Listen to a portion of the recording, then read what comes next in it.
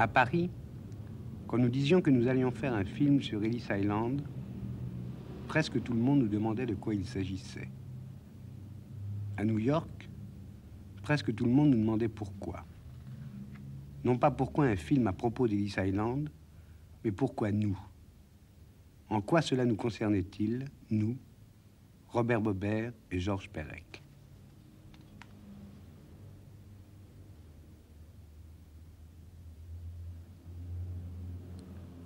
Il serait sans doute un peu artificiel de dire que nous avons réalisé ce film à seule fin de comprendre pourquoi nous avions le désir ou le besoin de le faire. Il faudra bien pourtant que les images qui vont suivre répondent à ces deux questions et décrivent non seulement ce lieu unique, mais le chemin qui nous y a conduits.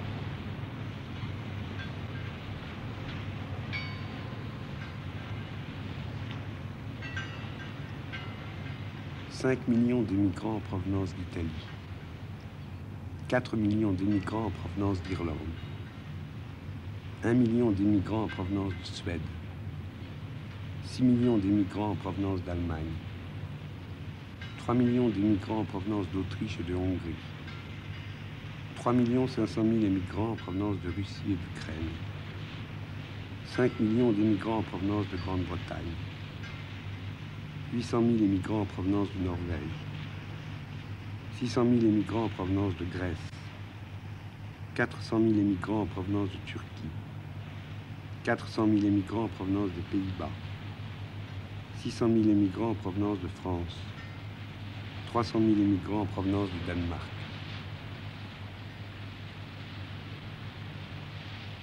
Pendant toutes ces années, les navires à vapeur de la Cunard Line, de la Red Star Line, de l'Anchor Line, de l'Italian Line, de la Hamburg America Line, de la Hollande America Line sillonnèrent l'Atlantique Nord.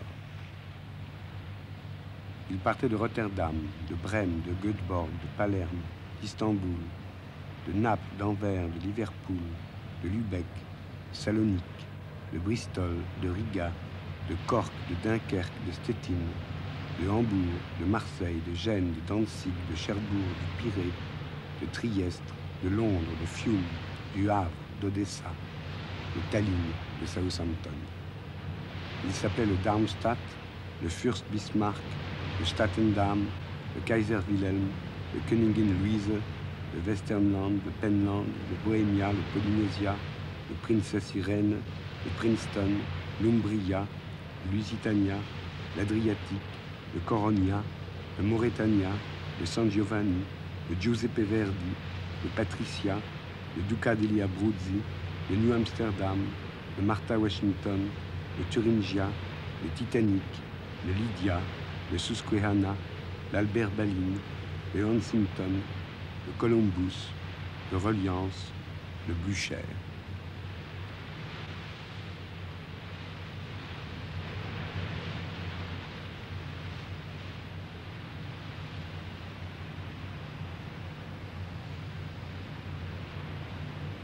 Mais la plupart de ceux qui, au terme de leur harassant voyage, découvraient Manhattan émergeant de la brume, savaient que leur épreuve n'était pas tout à fait terminée.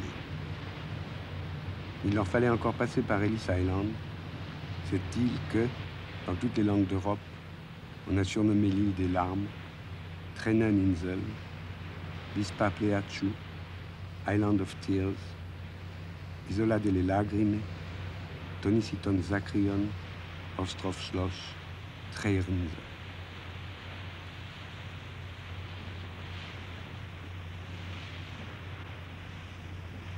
C'est un petit îlot de 14 hectares, à quelques centaines de mètres de la pointe de Manhattan. Les Indiens l'appelaient l'île aux mouettes et les Hollandais l'île aux huîtres. Son premier propriétaire fut un riche armateur hollandais nommé Poe, puis un certain capitaine Dyer, receveur de douane, puis un nommé Thomas Lloyd.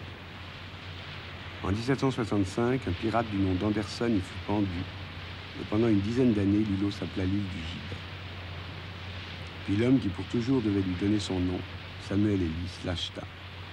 Il la légua à son petit-fils, qui la revendit à un certain John Berry, lequel la céda à la ville de New York, laquelle la vendit enfin pour $10 000 au gouvernement fédéral.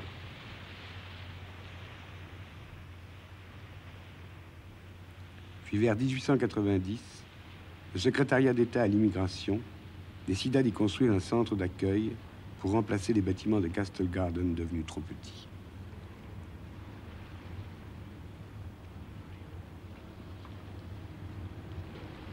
Les bâtiments n'étaient pas tout à fait achevés lorsque, le 1er janvier 1892, la première immigrante fut officiellement accueillie à Ellis Island. C'était une jeune Irlandaise de 15 ans, originaire du comté de Cork, nommée Annie Moore, et on lui remit en guise de bienvenue une pièce d'or de $10 qui vaudrait aujourd'hui environ 1500 francs. Presque 63 ans plus tard, le 12 novembre 1954, le ferry qui faisait continuellement la navette entre le port de New York et l'île, et que l'on voit encore aujourd'hui à demi sombré près du débarcadère, fit son dernier voyage.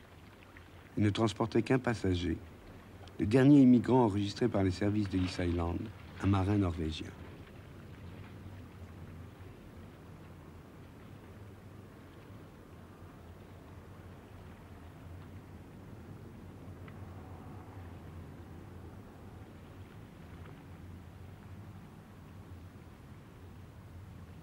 Entre-temps, près de 16 millions d'hommes, de femmes et d'enfants passèrent par Ellis Island, dont plus des 3/4 entre 1892 et 1914. Ces années-là, il arrivait jusqu'à 10 000 personnes par jour.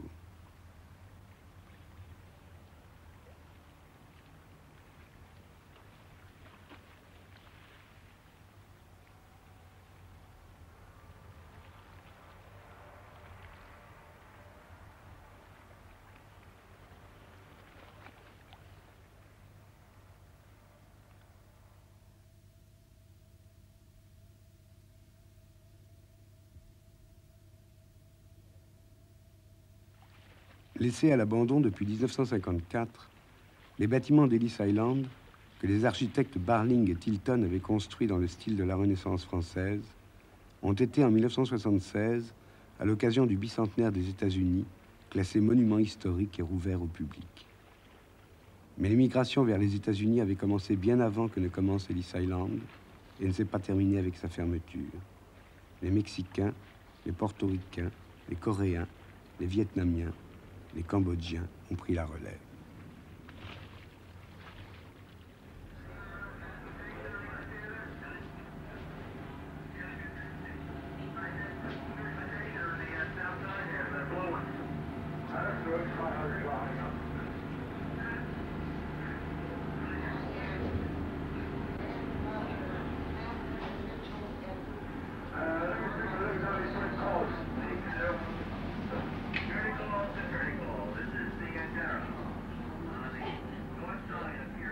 C'est le mercredi 31 mai 1978 que nous avons pour la première fois, Robert Bobert et moi, visité Ellis Island.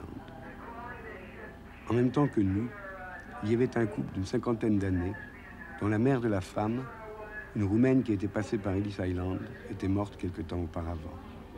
Et une toute jeune femme qui tenait dans ses bras un bébé âgé de quelques jours à peine. Ce n'est jamais, je crois, par hasard, que l'on va aujourd'hui visiter Ellis Island. Ceux qui y sont passés n'ont guère eu envie d'y revenir. Leurs enfants ou leurs petits-enfants y retournent pour eux.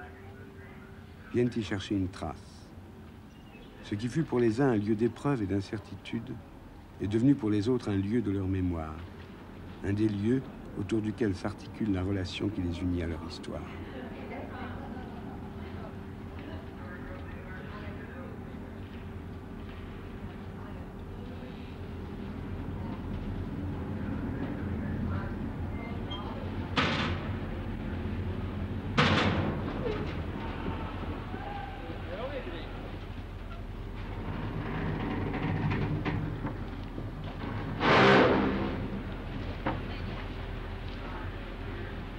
Good morning and welcome to Ellis Island. My name is Tom Bernardin and I'll be your tour guide for the next hour or so as we visit some rooms inside Ellis. Do we have any people whose relatives came through Ellis Island? Yes. All right. From what countries? Italy? Germany. Germany? Poland. Poland? Ireland? France? Where else? Czechoslovakia? Anybody from Russia? Ireland? Russia? Russia? Anybody else? Ireland? Sicily? And England? All right. And what years was that? The 1880s. 1905? 1909. 1909. Anybody else know? 1913. 66, 1913. All right. They say that 50 to 70% of every American has had somebody in his family pass through Ellis Island. You're standing in front of the second Ellis Island building. The first one was here from 1892 to 1897. It was made of wood and it looked a lot like this building. Well, it burnt down one night in a fire in 1897, and they started immediate construction of this building. At the time that it was being built, in the late 1890s, America was in a depression, and they figured they'd have about 500,000 immigrants a year passing through Ellis on their way to America. So they built it to serve that figure. Well, the year it opened, 1900, saw almost 1 million immigrants coming, and almost 1 million a year kept coming for many years.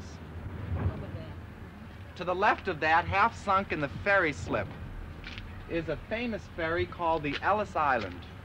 And it was used to transport the immigrants from Ellis to the Battery once they had finished the immigration process. Believe it or not, that ferry could hold over 1,000 passengers, and it traveled over 1 million miles, just making that simple trip from Ellis to the Battery.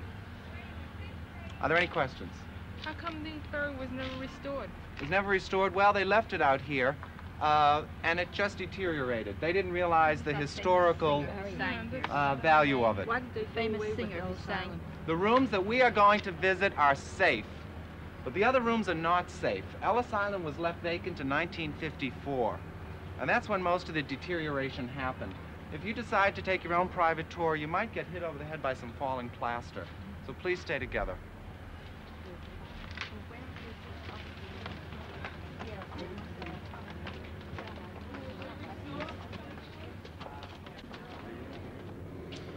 There were other ports of entry into the United States, up and down the East Coast and up and down the West Coast. There's Angel Island in California. You could have come through Boston or Baltimore or through Texas. But 70% of all immigrants to America pass through the Port of New York. So when you're talking about the largest free mass movement in the history of civilization, you're talking about the room that you're standing in right now. Not everybody who passed through the Port of New York had to come to Ellis Island, and that's a very important fact. If you had money in Europe, you would have bought a first-class ticket or a cabin-class ticket, and you didn't have to come to Ellis.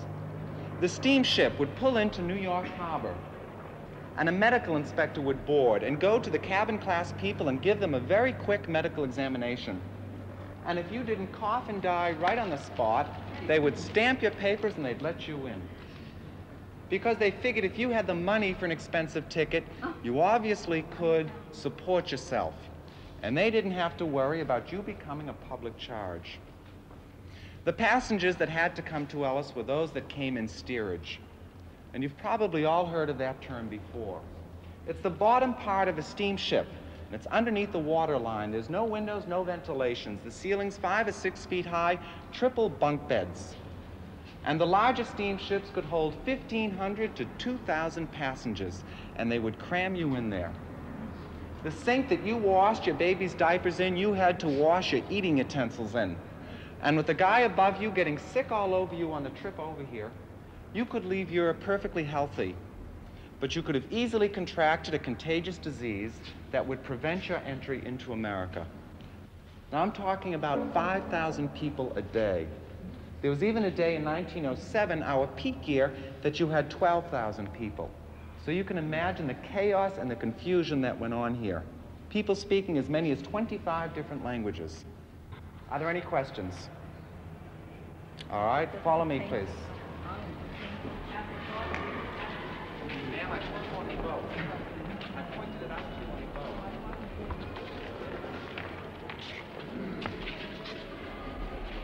Martin, did you get them?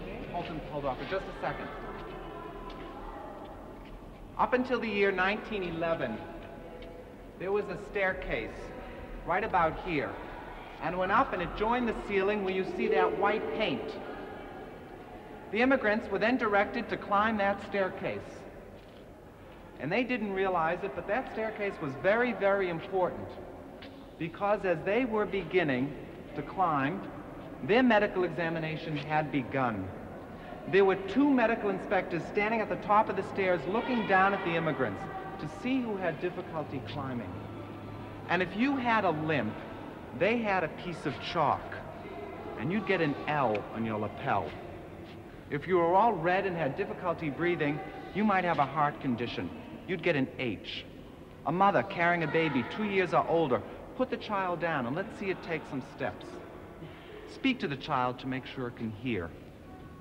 Then you would undergo the rest of your medical examination at the top of the stairs, and that's in the main registry hall, and that's where we're going now. Follow me, please.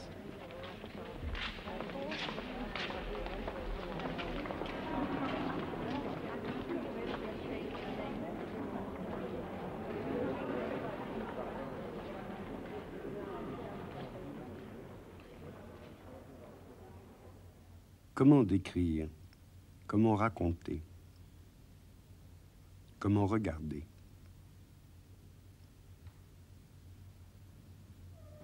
Sous la sécheresse des statistiques officielles, sous le ronronnement rassurant des anecdotes 1000 fois ressassées par les guides à chapeau scout,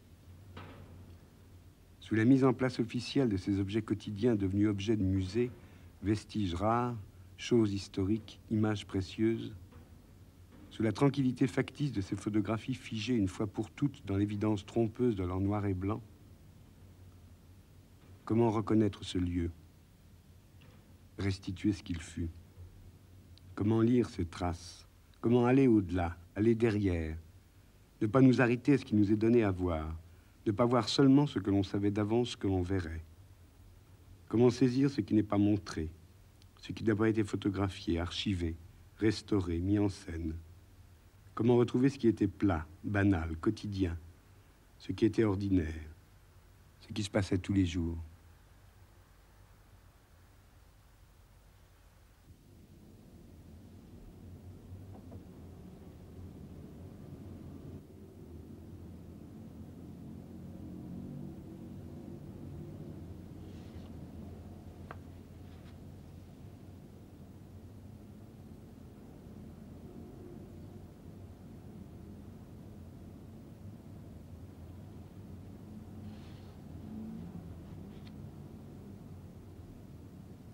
Nous avons arpenté des dizaines et des dizaines de couloirs, visité des dizaines et des dizaines de salles, des pièces de toutes dimensions, des halls, des bureaux, des chambres, des buanderies, des toilettes, des cagibis, des débarras.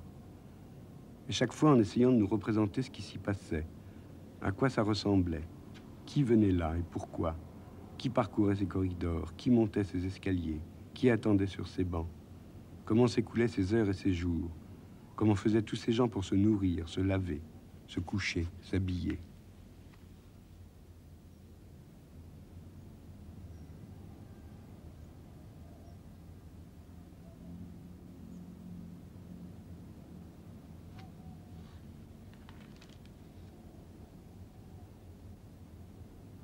Cela ne veut rien dire de vouloir faire parler les images, de les forcer à dire ce qu'elles ne sauraient dire.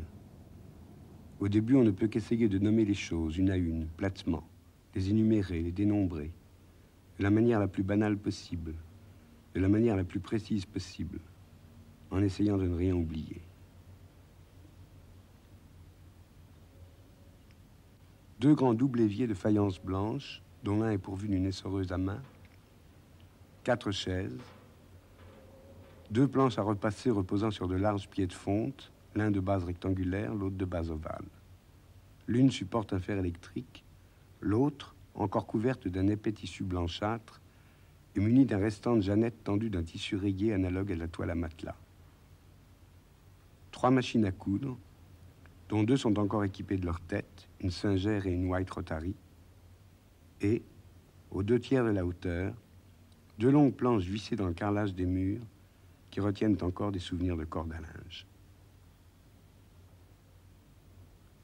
C'est ce que l'on voit aujourd'hui, et l'on sait seulement que ce n'était pas ainsi au début du siècle. Mais c'est cela qui nous est donné à voir, et c'est seulement cela que nous pouvons montrer.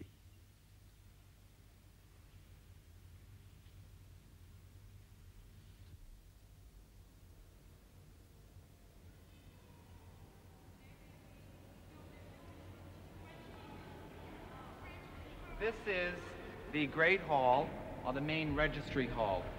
This is the room that you saw in the movie The Godfather Part 2, and also Hester Street. They weren't filmed in this room, but in a room that looked a lot like this. Now, the staircase that I spoke to you about downstairs entered this floor just where these middle benches are. At that time, this entire floor area was covered by a network of what I call cattle runs. Bars similar to those on the scaffolding, dividing the floor area into alleys and passageways. And the immigrant would have to stand there holding his children and his luggage and move down from one medical examination to the next. Well, they were taken out in 1911. They were considered inhumane. And the benches that you're sitting on now were put in their place. They would go through their medical examination at that end of the room. They would check their hair, their skin, their heart, their limbs and digits. And then they would give them the eye test. And that was the most dreaded examination of all. And I'll talk more about that later. But if you had anything wrong with you, the medical inspector always had a piece of chalk. And they had a whole code system worked out. And they would give your lapel an appropriate symbol. You'd be taken from the line and moved to this end of the room. There were cages lining this whole wall, and you'd be put into those cages, and you would have to stay there until there was a doctor ready to give you a further medical examination. But if you had no difficulty, and most of the immigrants did not, you would have moved down these benches until you came to this end of the hall.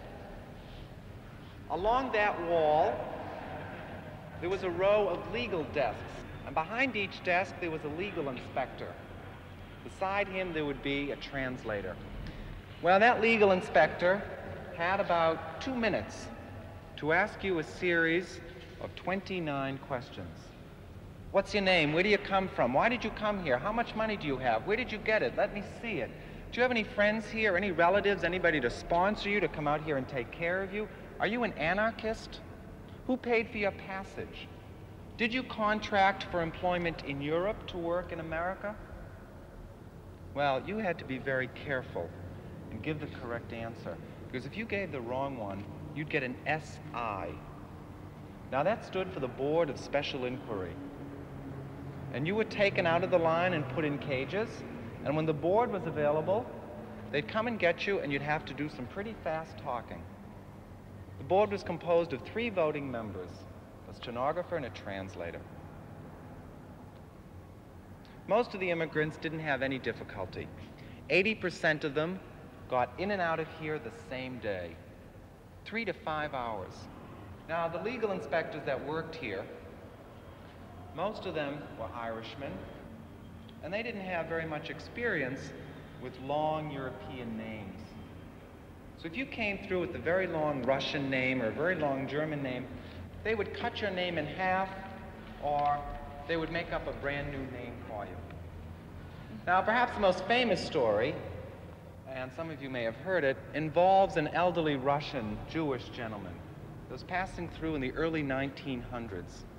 He had a very long Russian name. He had heard about the name changes, and he was concerned as to what new name he'd be given. So when he came into the baggage room, he went up to one of the baggage men, and he said, "Please, give me a good American name." Well, the baggage man thought for a minute, and he said, "Try Rockefeller." So he said, "All right, it sounds good," and he recited it to himself, Rockefeller, Rockefeller, so he wouldn't forget it. Well, he came up that staircase, and he underwent his medical examination. He had no difficulties. But 5 hours later, he's in front of the legal inspector. And the man says to him, "What's your name?" Well, he got so flustered that he said, "Shane Ferguson." Now, that's Yiddish. I forgot already. But the inspector thought, Shane Ferguson, oh, Sean Ferguson. Suddenly, he's an Irishman.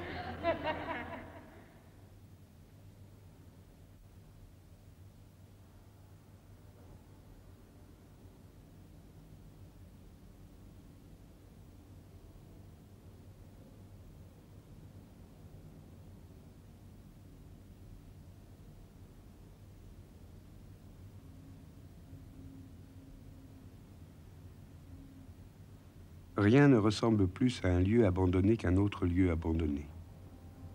Ce pourrait être n'importe quel hangar, n'importe quelle usine désaffectée, n'importe quel entrepôt déserté, rongé par l'humidité et la rouille, des docks effondrés, des fabriques où, depuis longtemps, plus rien ne se fabrique, des remises au rencard, des magasins oubliés envahis par les mauvaises herbes. Mais c'était là, à quelques brasses de New York, tout près de la vie promise. C'était la Golden Door, la porte d'or. C'était là, tout près, presque à portée de la main. L'Amérique 1000 fois rêvée. La terre de liberté où tous les hommes étaient égaux. Le pays où chacun aurait enfin sa chance. Le monde neuf, le monde libre, où une vie nouvelle allait pouvoir commencer. Mais ce n'était pas encore l'Amérique. Seulement un prolongement du bateau. Un débris de la vieille Europe où rien encore n'était acquis. Où ceux qui étaient partis n'étaient pas encore arrivés. Où ceux qui avaient tout quitté n'avaient encore rien obtenu. Et où il n'y avait rien d'autre à faire qu'à attendre, en espérant que tout se passerait bien, que personne ne vous volerait vos bagages ou votre argent, que tous vos papiers seraient en règle, que les médecins ne vous retiendraient pas, que les familles ne seraient pas séparées, que quelqu'un viendrait vous chercher.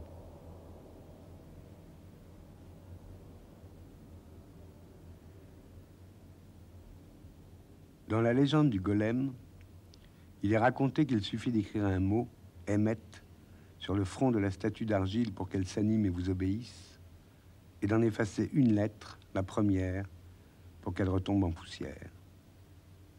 Sur Ellis Island aussi, le destin avait la figure d'un alphabet. Les officiers de santé examinaient rapidement les arrivants et traçaient à la craie sur les épaules de ceux qu'ils estimaient suspects une lettre qui désignait la maladie ou l'infirmité qu'ils pensaient avoir décelée. C, la tuberculose, E, les yeux, F, le visage, H, le cœur, K, la hernie, L, la claudication, SC, le cuir chevelu, TC, le trachome, X, la débilité mentale. Les individus marqués étaient soumis à des examens beaucoup plus minutieux. Ils étaient retenus sur l'île plusieurs heures, plusieurs jours ou plusieurs semaines de plus, et parfois refoulés.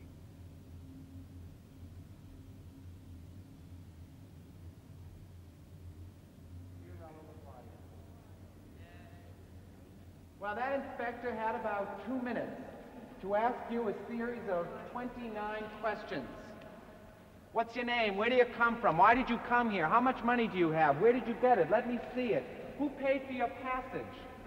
Did you contract for employment in Europe to work in America? Do you have any friends here, any relatives, anybody to sponsor you, to take care of you? Are you an anarchist? Well, you had to be very careful. Une fois de plus, le guide raconte l'arrivée des émigrants, la montée des escaliers, les visites médicales, l'inspection des yeux, les lettres à la craie sur l'épaule des présumés malades, l'attente interminable, les 29 questions posées à toute vitesse. Il parle en marchant de long en large et les visiteurs le suivent du regard. Ces histoires, ils les connaissent depuis toujours. Ils savent qu'Irving Berlin s'appelait Isidore Balin quand il arriva à Ellis Island, et que Samuel Goldwyn est passé par Ellis Island, et Emma Goldman, et Ben Shawn, et que LaGuardia y fut interprète.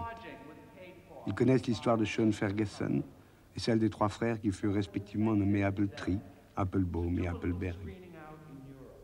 Ce n'est pas pour apprendre quelque chose qu'ils sont venus, mais pour retrouver quelque chose, partager quelque chose qui leur appartient en propre, une trace ineffaçable de leur histoire, quelque chose qui fait partie de leur mémoire commune et qui a façonné au plus profond la conscience qu'ils ont d'être américains. Give me a good American name. The baggage man thought for a minute. He said, try Rockefeller.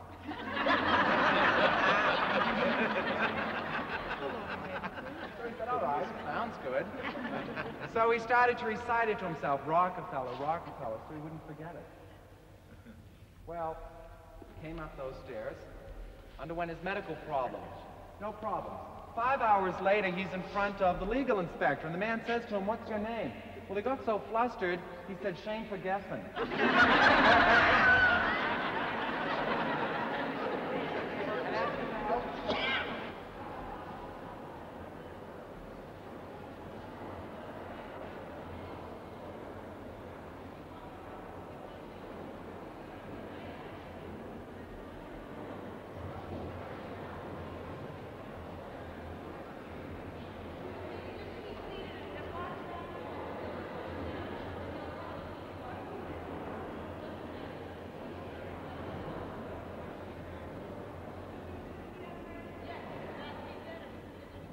Le reste, on peut seulement essayer de l'imaginer, de déduire de ce qui reste, de ce qui a été conservé, de ce qui a été préservé de la destruction et de l'oubli.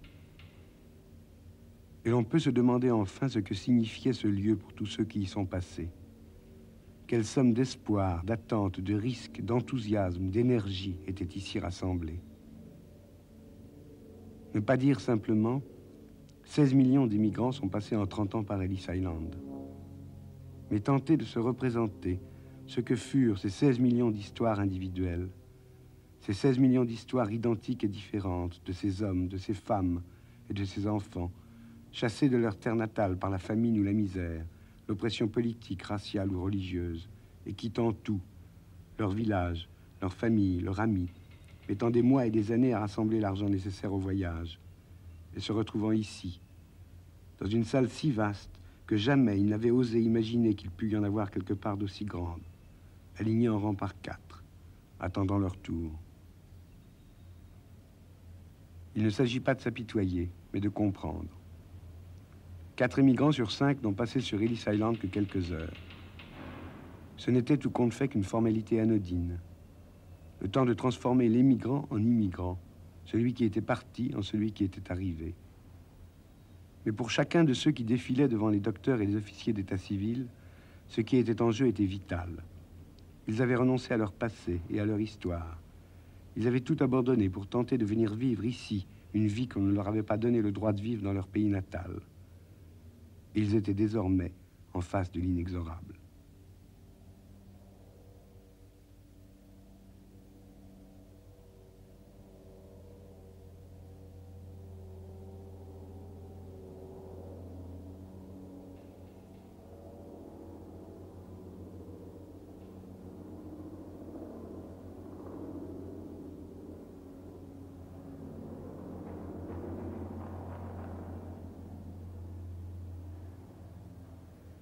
The medical inspector would be there with a button hook.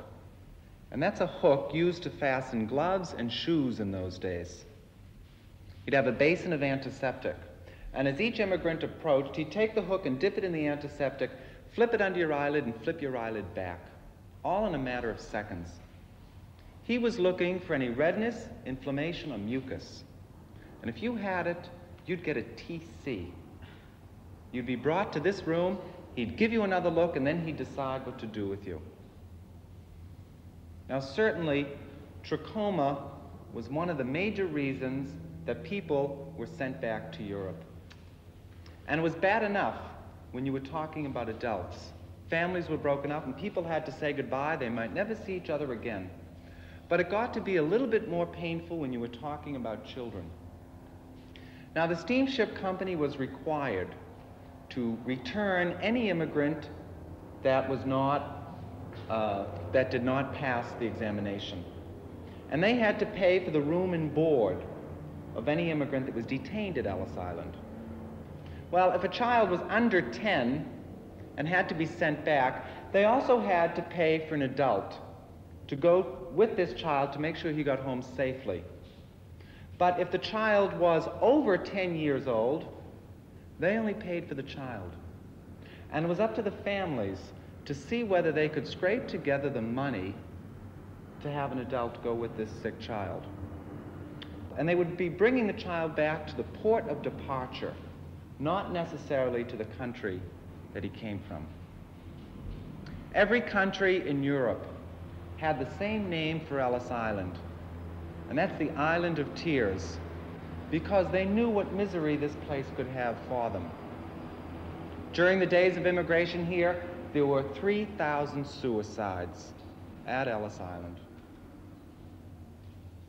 Of everybody that came here, 2% were ultimately sent back. 98% got in. And that sounds like a very good figure, and it is. But when you put 2% in human terms, it turns into well over 250,000 people. And that's a lot of people whose lives were cut in half by Ellis Island. Let's move on now to one of the legal rooms.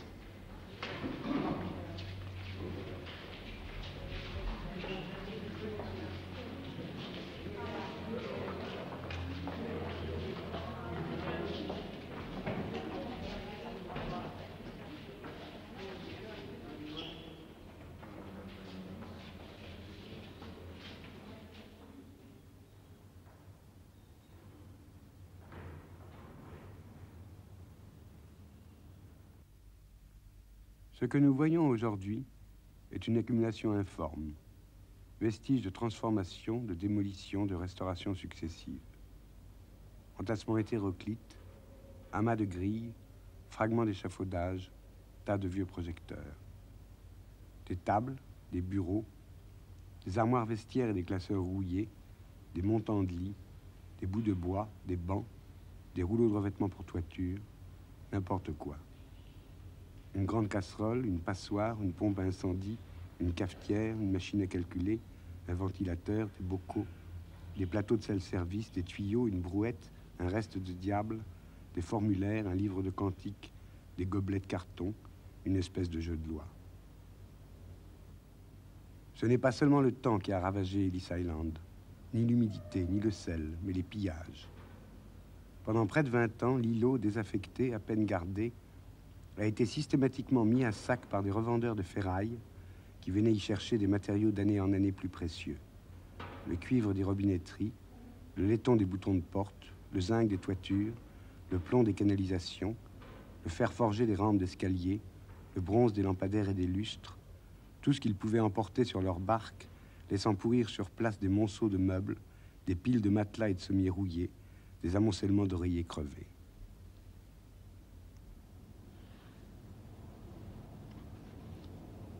Pourquoi racontons-nous ces histoires? Que sommes-nous venus chercher ici? Que sommes-nous venus demander? Loin de nous, dans le temps et dans l'espace, ce lieu fait pour nous partie d'une mémoire potentielle, d'une autobiographie probable. Nos parents ou nos grands-parents auraient pu s'y trouver. Le hasard, le plus souvent, a fait qu'ils sont ou ne sont pas restés en Pologne, ou se sont arrêtés en chemin, en Allemagne, en Autriche, en Angleterre ou en France.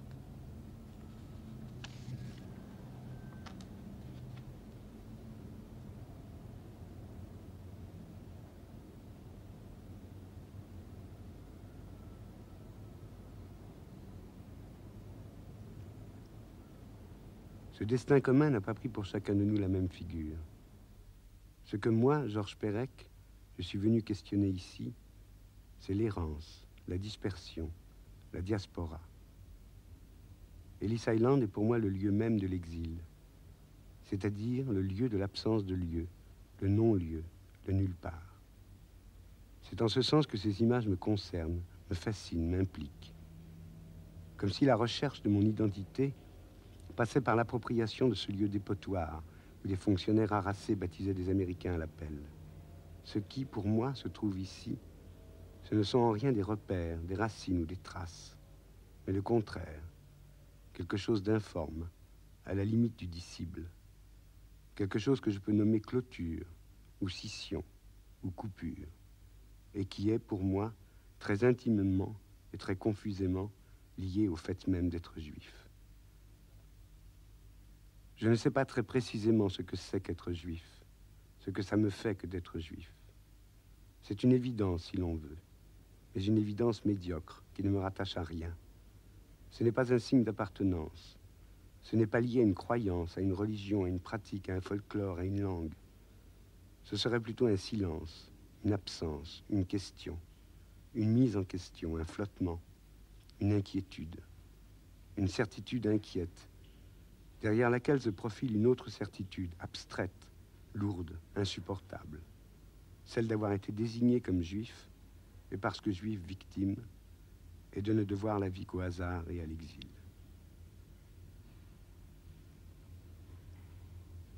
J'aurais pu naître, comme des cousins proches ou lointains, à Haïfa, à Baltimore, à Vancouver. J'aurais pu être argentin, australien, anglais ou suédois. Mais dans l'éventail à peu près illimité de ces possibles, une seule chose m'était précisément interdite, celle de naître dans le pays de mes ancêtres, à Lubartov ou à Varsovie, et d'y grandir dans la continuité d'une tradition, d'une langue, d'une communauté. Quelque part, je suis étranger par rapport à quelque chose de moi-même. Quelque part, je suis différent, mais non pas différent des autres, différent des miens. Je ne parle pas la langue que mes parents parlèrent, je ne partage aucun des souvenirs qu'ils purent avoir, quelque chose qui était à eux, qui faisait qu'ils étaient eux, leur histoire, leur culture, leur espoir, ne m'a pas été transmis.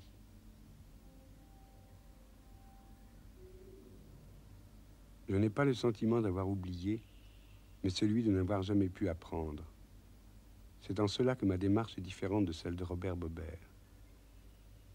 Être juif, pour lui, c'est continuer à s'insérer dans une tradition, une langue, une culture, une communauté que ni les siècles de la diaspora, ni le génocide systématique de la solution finale n'ont réussi à définitivement broyer. Être juif, pour lui, c'est avoir reçu pour le transmettre à son tour tout un ensemble de coutumes, de manières de manger, de danser, de chanter, des mots, des goûts, des habitudes.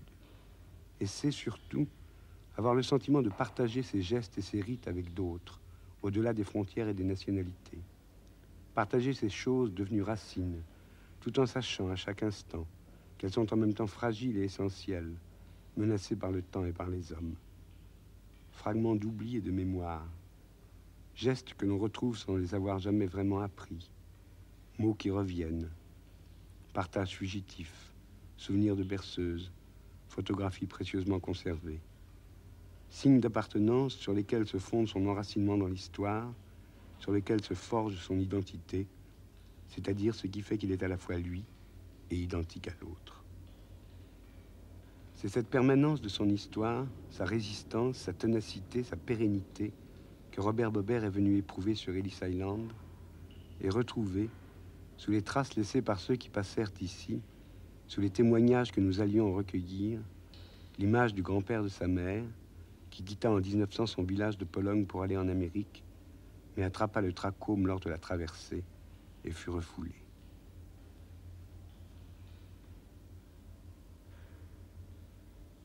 Peut-être les Juifs, peuple sans terre, depuis presque toujours voués à l'exode, à la survie au milieu de cultures différentes de la leur, étaient-ils plus sensibles que d'autres à ce qui était pour eux en jeu ici. Mais Ellis Island n'est pas un lieu réservé aux Juifs. Il appartient à tous ceux que l'intolérance et la misère ont chassé et chassent encore de la terre où ils ont grandi. À l'heure où les boat people continuent d'aller d'île en île à la recherche de refuges de plus en plus improbables, il aurait pu sembler dérisoire, futile ou sentimentalement complaisant de vouloir encore une fois évoquer ces histoires déjà anciennes. Mais nous avons eu, en le faisant, la certitude d'avoir fait résonner les deux mots qui furent au cœur même de cette longue aventure. Ces deux mots mous, irrepérables, instables et fuyants, qui se renvoient sans cesse leur lumière tremblotante et qui s'appellent l'errance et l'espoir.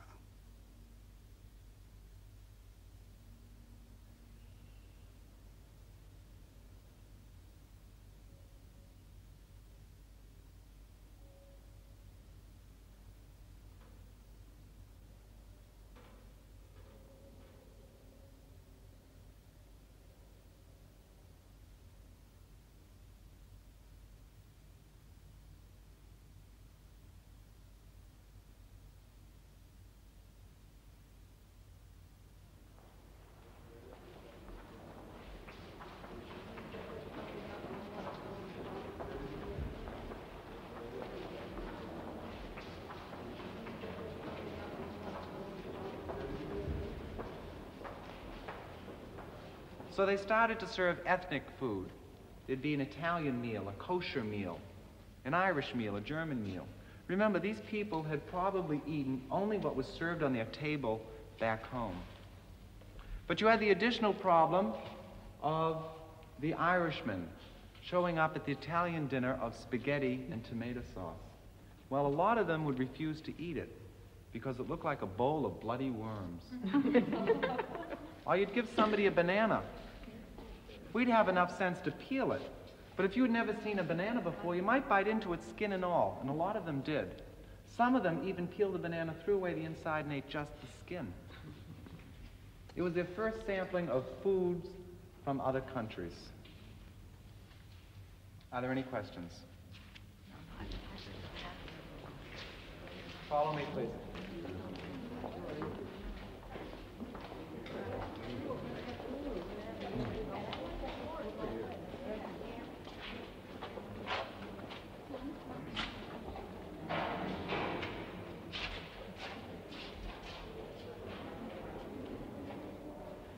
At any rate, this is one of the most important places on all of Ellis.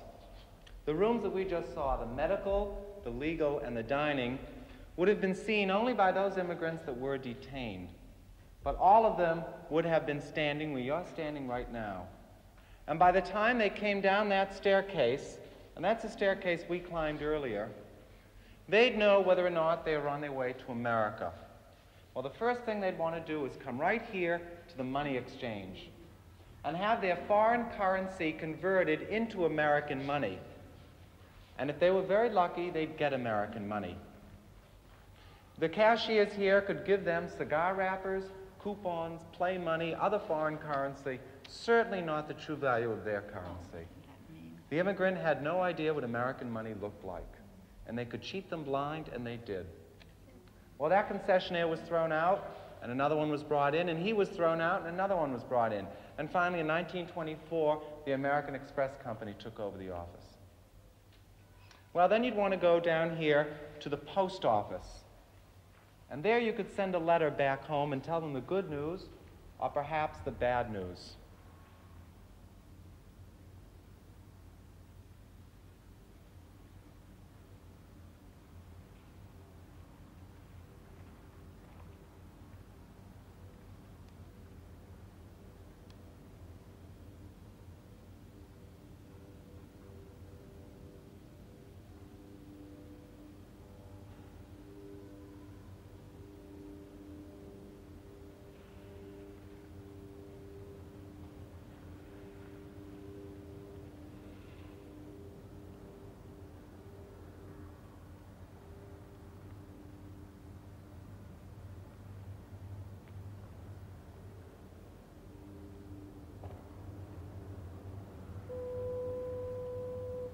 Franz Kafka, l'Amérique.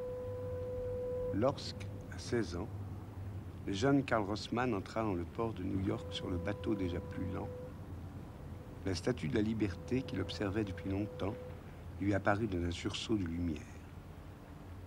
On eût dit que le bras qui brandissait l'épée s'était levé à l'instant même et l'air libre soufflait autour de ce grand corps.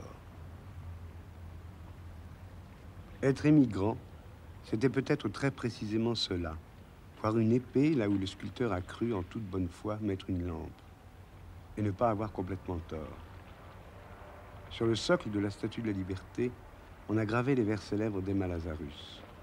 Donnez-moi ceux qui sont là, ceux qui sont pauvres, vos masses entassées assoiffées d'air pur, les rebuts misérables de vos terres surpeuplées. Envoyez-les-moi, ces sans-patries ballottées par la tempête. Je lève ma lampe près de la porte d'or. Mais au même moment, toute une série de lois a été mise en place pour contrôler et un peu plus tard contenir l'afflux des immigrants. Au fil des années, les conditions d'admission devinrent de plus en plus strictes. Et petit à petit, se refermèrent les portes de cette Amérique fabuleuse, de cet Eldorado des temps modernes, où, racontait-on aux petits-enfants d'Europe, les rues étaient pavées d'or, et la terre si vaste et si généreuse que tout le monde pouvait y trouver sa place.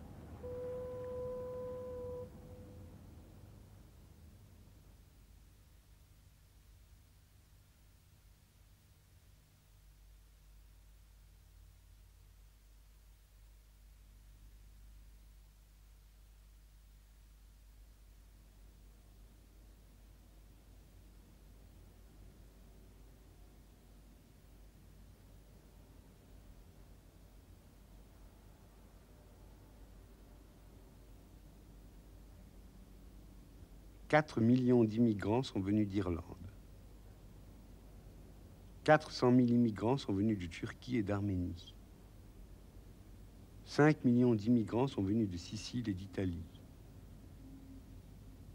6 millions d'immigrants sont venus d'Allemagne. 400 000 immigrants sont venus de Hollande. 3 millions d'immigrants sont venus d'Autriche et de Hongrie. 600 000 immigrants sont venus de Grèce. 600 000 immigrants sont venus de Bohême et de Moravie. 3 500 000 immigrants sont venus de Russie et d'Ukraine. 1 million d'immigrants sont venus de Suède. 300 000 immigrants sont venus de Roumanie et de Bulgarie.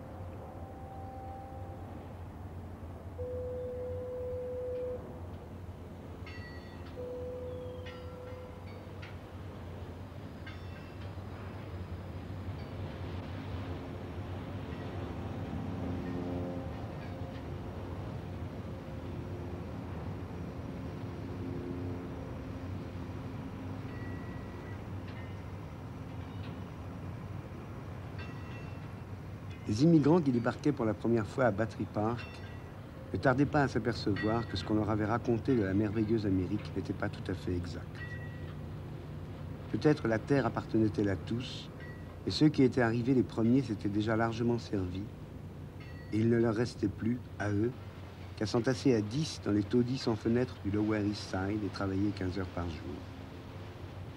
Les dindes ne tombaient pas toutes rôties dans les assiettes, et les rues de New York n'étaient pas pavées d'or. En fait, le plus souvent, elles n'étaient pas pavées du tout. Et ils comprenaient alors que c'était précisément pour qu'ils les pavent qu'on les avait fait venir. Et pour creuser les tunnels et les canaux, construire les routes, les ponts, les grands barrages, les voies de chemin de fer, défricher les forêts, exploiter les mines et les carrières, fabriquer les automobiles et les cigares, les carabines et les complets vestons, les chaussures, les chewing-gums, le cornet de bif et les savons, et bâtir des gratte-ciel encore plus hauts que ceux qu'ils avaient découverts en arrivant.